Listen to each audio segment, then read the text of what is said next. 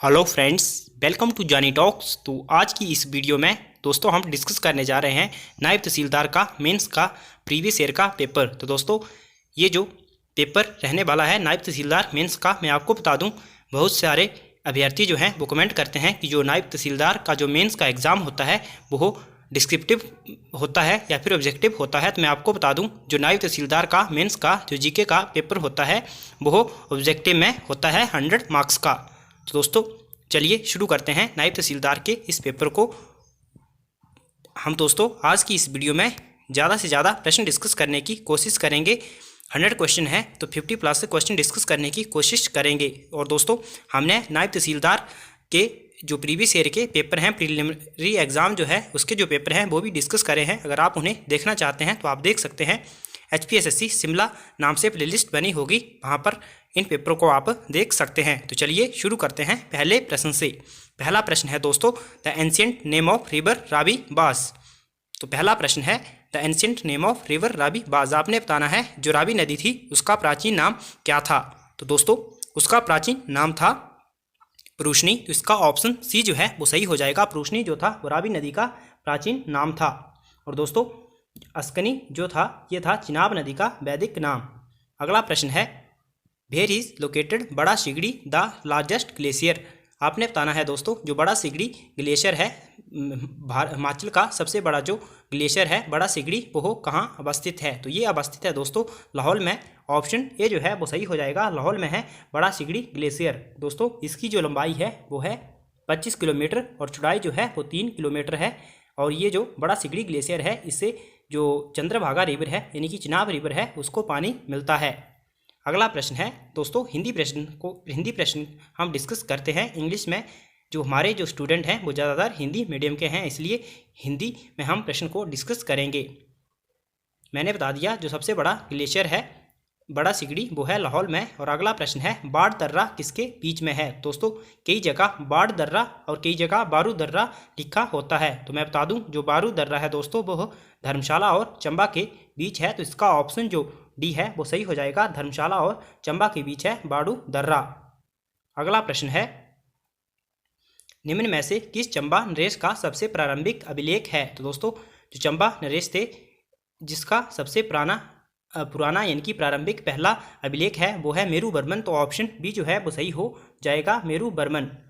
अगला प्रश्न है किस ईस्वी सदी में हिमाचल प्रदेश में तुर्कों का प्रथम आक्रमण हुआ। तो दोस्तों हिमाचल प्रदेश में जो तुर्कों का प्रथम आक्रमण हुआ था वो हुआ था 11वीं सदी में।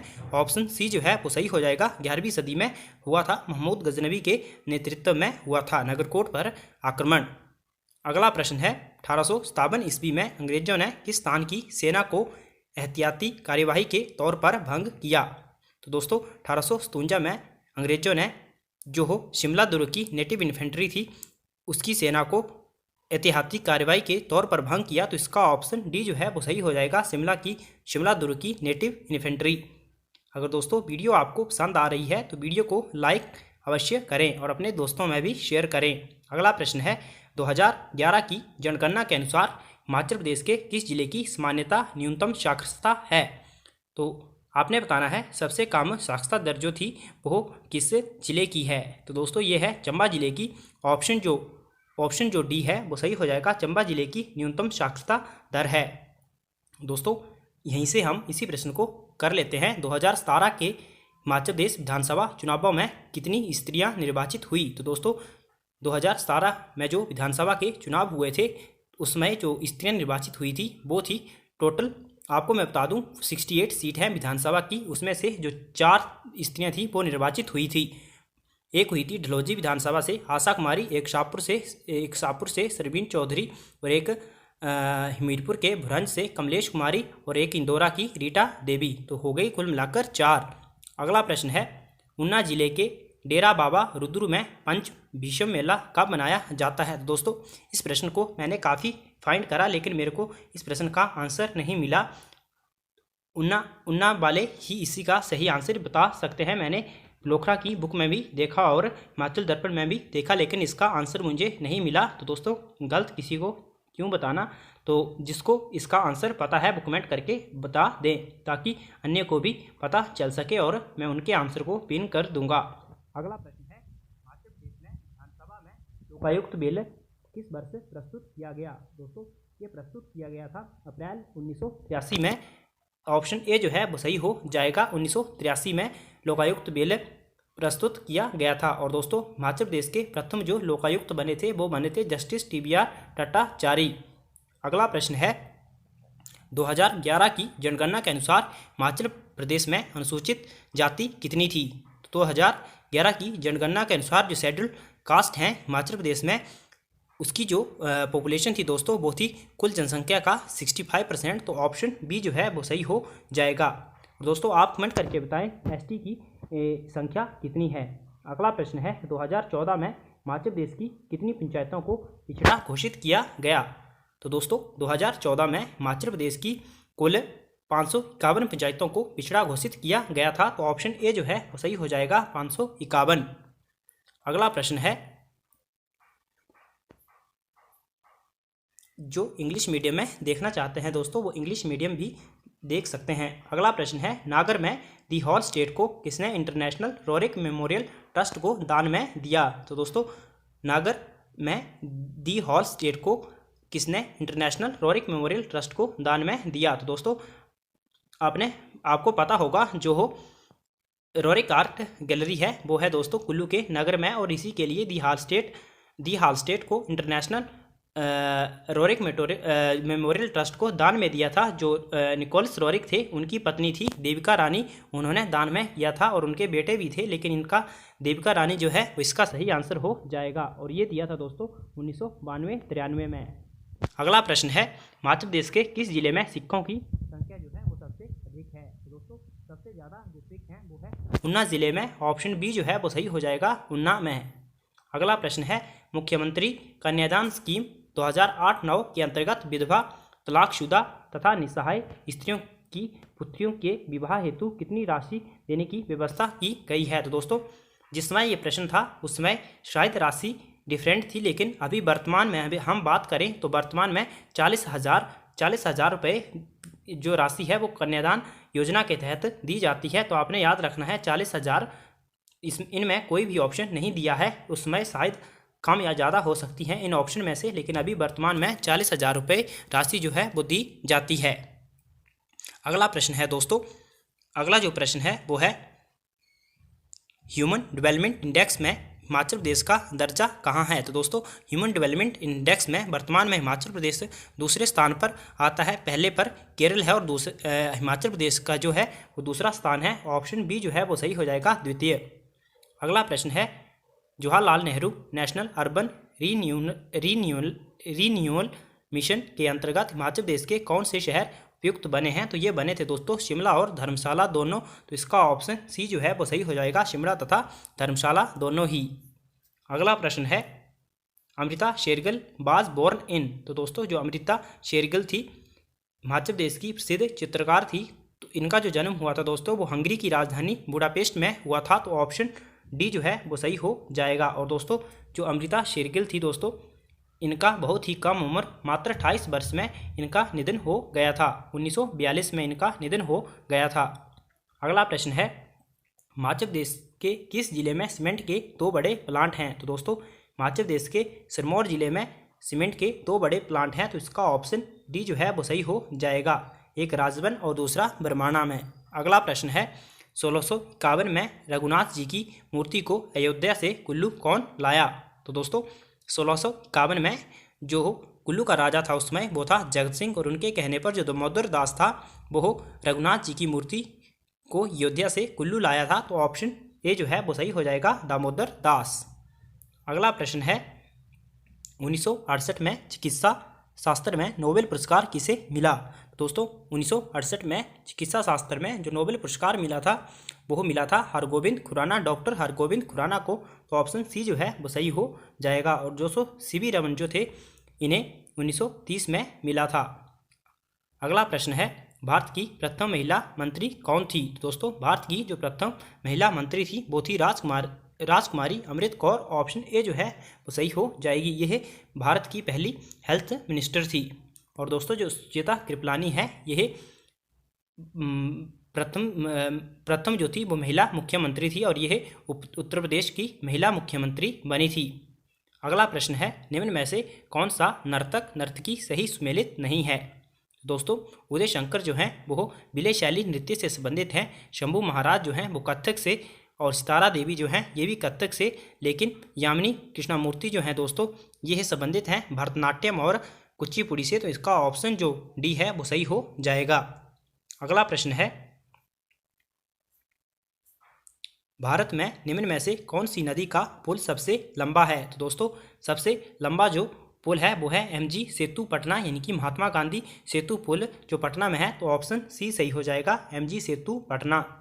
अगला प्रश्न है, निम्न में से DMK दल का चुनाव चिन्ह कौन सा है? तो दोस्तों, जो DMK पार्टी है, द्रविड़ मुनेत्रम कड़गम जो पार्टी है दोस्तों, साउथ की पार्टी है, उसमें जो बात करें इसका जो चुनाव चिन्ह है वो है राइजिंग सन, यानी कि आरोही सूर्य। तो ऑप्शन बी जो है वो सही हो जाएगा, राइजिंग सन जो है वो इस पार्टी का चुनाव चिन्ह है। अगला प्रश्न है, हीराकुंड डैम किस नदी पर निर्मित है? तो दोस्तों, जो हीराकुंड डैम है ये निर्मित है महानदी पर। ऑप्शन जो बी है वो सही हो जाएगा, महानदी पर हीराकुंड डैम निर्मित है। तो ऑप्शन बी जो है वो सही हो जाएगा। और दोस्तों, यह सबसे लंबा डैम है, भारत का सबसे लंबा डैम है।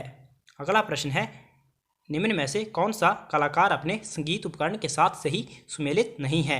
तो दोस्तों, बात करें अलाउद्दीन खान की, तो दोस्तों ये संबंधित हैं स्रोत से, सही है। शिव कुमार शर्मा ये संतूर से संबंधित हैं, ये भी सही है।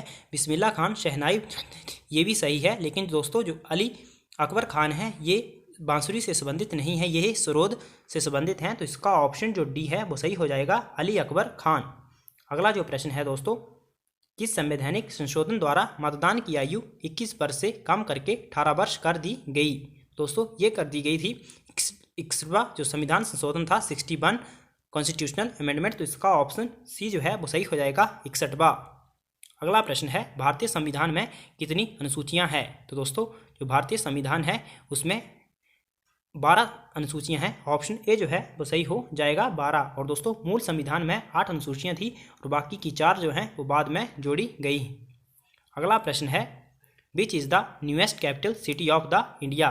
तो आपने बताना है दोस्तों, भारत का नवीनतम राजधानी नगर कौन सा है? दोस्तों, इन ऑप्शन में से भारत का जो नवीनतम राजधानी नगर है वो है अमरावती। ऑप्शन डी जो है वो सही हो जाएगा, अमरावती जो है दोस्तों वो आंध्र प्रदेश की राजधानी है।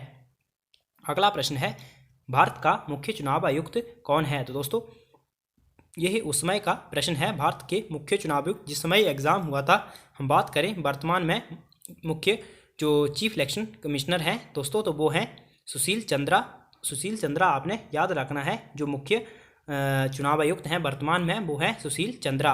अगला प्रश्न है, सुप्रीम कोर्ट के निम्नलिखित किस न्यायाधीश ने उसके मुख्य न्यायाधीश के आचरण का विरोध नहीं किया? तो दोस्तों, इस प्रश्न में भी मुझे डाउट है इस प्रश्न के बारे में। तो अगर आप किसी को इसका आंसर पता है तो आप कमेंट करके बता दीजिए।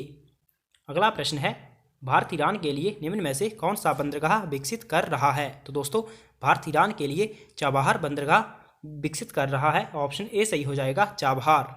अगला प्रश्न है, भारत का मुख्य आर्थिक सलाहकार कौन है? दोस्तों, बात करें अभी वर्तमान में भारत के मुख्य आर्थिक सलाहकार की, दोस्तों वो हैं अनंता नागेश्वरम। आपने याद रखना है, अनंता नागेश्वरम। ये पुराना पेपर है, उसमें अरविंद सुब्रमण्यम थे, लेकिन अभी जो न्यू हाल ही में जनवरी में अपॉइंट हुए हैं अनंता नागेश्वरम, उनका नाम है।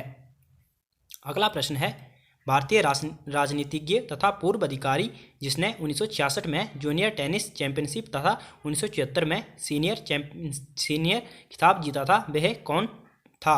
दोस्तों, वे थी किरण बेदी। तो ऑप्शन बी जो है वो सही हो जाएगा, किरण बेदी ने 1966 में जूनियर टेनिस चैंपियनशिप तथा 1974 में सीनियर टेनिस चैंपियनशिप का खिताब भी जीता था। अगला जो प्रश्न है दोस्तों, the central rice research institute is in. तो आपने बताना है दोस्तों, जो केंद्रीय चावल अनुसंधान संस्थान है वो कहाँ है? तो ये है दोस्तों उड़ीसा के कटक में। ऑप्शन डी सही हो जाएगा, कटक में। अगला प्रश्न है, आज लिखेंगे कल किस टीवी की टैगलाइन है? दोस्तों, आज लिखेंगे कल जो है यह GTV की टैगलाइन है। ऑप्शन बी जो है वो सही हो जाएगा, GTV। अगला प्रश्न है, इंदिरा आवास योजना में BPL ग्रामीण घरों को बनाने में केंद्रीय तथा राज्य सरकारों द्वारा किस अनुपात में सहायता करने की व्यवस्था है? तो दोस्तों ये है 75:25, यानी कि जो केंद्र है उसका 75% सहयोग है और जो हो स्टेट गवर्नमेंट है वो 25% सहायता प्रदान करती है। अगला प्रश्न है, भारत की नवीनतम मिस वर्ल्ड कौन है? तो दोस्तों उसमें का प्रश्न था यह। तो उसमें जो मिस वर्ल्ड बनी थी वो बनी थी मानुषी छिल्लर। और बात करें दोस्तों अभी भारत की तीसरी जो हो मिस यूनिवर्स बनी है वो बनी है हरनाज संधू। जो नवीनतम प्रश्न है, मिस यूनिवर्स बनी है हरनाज संधू। 21 वर्ष के बाद आपने याद रखना है चंडीगढ़ की हरनाज संधू। और बात करें दोस्तों जो प्रियंका चोपड़ा हैं ये भी बनी थी मिस वर्ल्ड। तो ये बनी थी 2000 में और मानुषी छिल्लर जो बनी थी ये 2017 में बनी थी। अगला प्रश्न है, दिलीप ट्रॉफी किस खेल से संबंधित है? तो दोस्तों जो दिलीप ट्रॉफी है ये क्रिकेट से संबंधित है। ऑप्शन ए सही हो जाएगा, क्रिकेट से संबंधित है दिलीप ट्रॉफी। तो दोस्तों आज की वीडियो में इतना ही। वीडियो काफ़ी लंबी हो गई है। अगर आपको वीडियो पसंद आई हो तो वीडियो को एक लाइक अवश्य करें। और दोस्तों अगर आप इसका पार्ट 2 चाहते हैं तो जल्दी से कमेंट करें और वीडियो को ज़्यादा से ज़्यादा शेयर करें ताकि मैं जल्द ही इसका दूसरा पार्ट है वो ला सकूं। Thanks for watching. God bless you all.